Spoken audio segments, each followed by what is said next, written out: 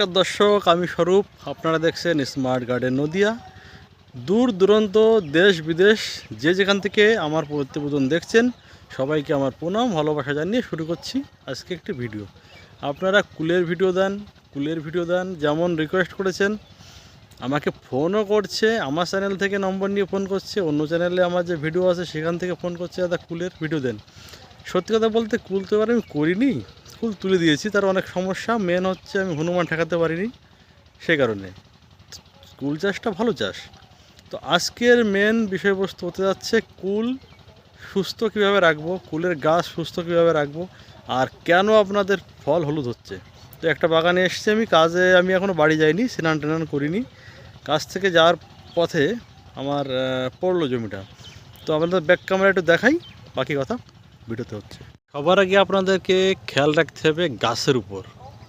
হ্যাঁ, গাছের উপর দেখুন, এই যে বাগানটা চারিদিকে যদি দেখাই, একদম নিট অ্যান্ড ক্লিন, পুরো সাফসাফা পরিষ্কার। তারপরে দেখতে হবে যে গাছের চেহারা দেখুন, একটা পাতায় কোনো সমস্যা নেই, গাছ পুরো ঝকঝকে চকচকে, ঠিক আছে। আচ্ছা, ফলন কিন্তু তুলনামূলক কম, তবে ফলন কম হলে পরে বেনিফিট এটাই যে আপনাদের সাইজ ভালো হবে, রং ভালো হবে। তো দেখুন, অগ্রহায়ণ মাসের আজকে কত 6-7 তারিখ হবে, আর আজকে 22শে নভেম্বর। তো এই কন্ডিশনে দাঁড়িয়ে কিন্তু গাছে কিন্তু রং অলরেডি চলে এসছে, ঠিক আছে। আর এখানে সিস্টেমটা দেখে, মাচা দেখুন করে দিয়েছে তার দিয়ে, প্রত্যেকটা মাচার সঙ্গে প্লাস্টিকের সুতো দিয়ে দেখুন বেঁধে দিয়েছে। খুব দারুণ দারুণ, এবং প্রত্যেকটা গাছ, একটা গাছেও কিন্তু কমতি নেই, প্রত্যেকটা গাছের সুন্দর সুন্দর চেহারা, ঠিক আছে। দেখুন নিচে হয়তো সারটা দিয়েছিল। এইবার হচ্ছে যেটা পরিচর্যা, সেটা আমি আপনাদেরকে ভিডিওতে বলবো, আপনারা ভালোভাবে শুনবেন, বাকিটা আমি বাড়িতে গিয়ে বলবো। এইবার দর্শক, কুল হলুদ হয়ে যাওয়ার যে কারণে হয় সেটা শুনুন। দেখুন, মূলত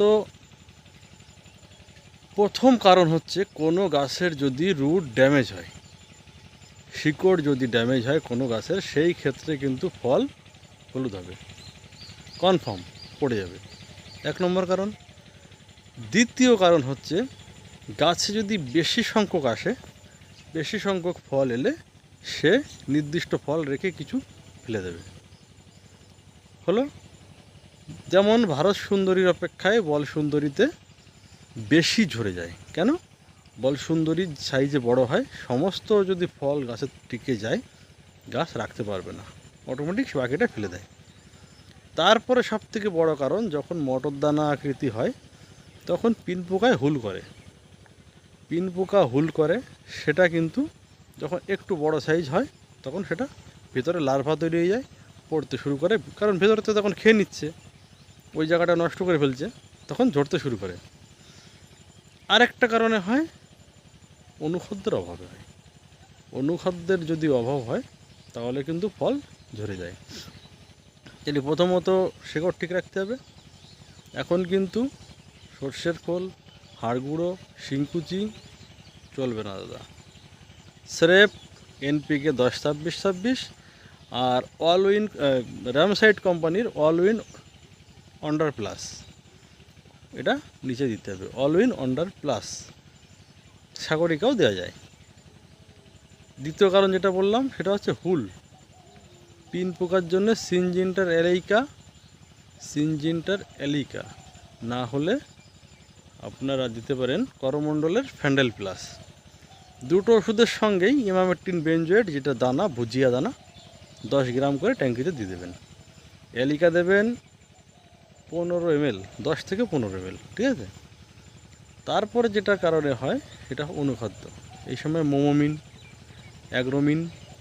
অ্যাগ্রোমিন গোল্ড এইসব স্প্রে করতে হবে। জিঙ্ক, কপার, ম্যাগনেসিয়াম, মলিবডেনাম, এই সমস্ত যার মধ্যে কম্পোজিশান আছে সেই সব অনুখাদ্য স্প্রে করতে হবে।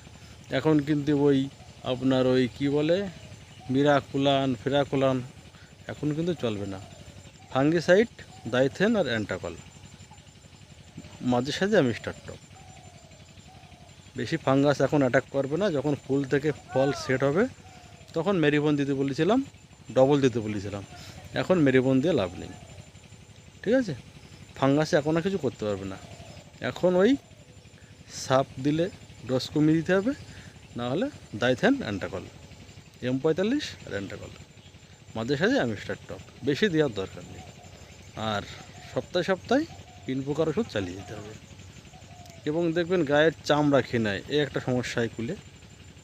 নাগার্জুনা কোম্পানির ওপেক সুপার প্রতি 1 লিটার জলে 2 ml করে গুলে দিতে হবে।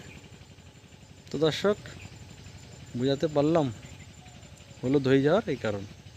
তো যদি ভালো লাগে চ্যানেলটা সাবস্ক্রাইব করবেন, পাশে থাকবেন এবং কিছু জানতে হলে কমেন্টস করবেন।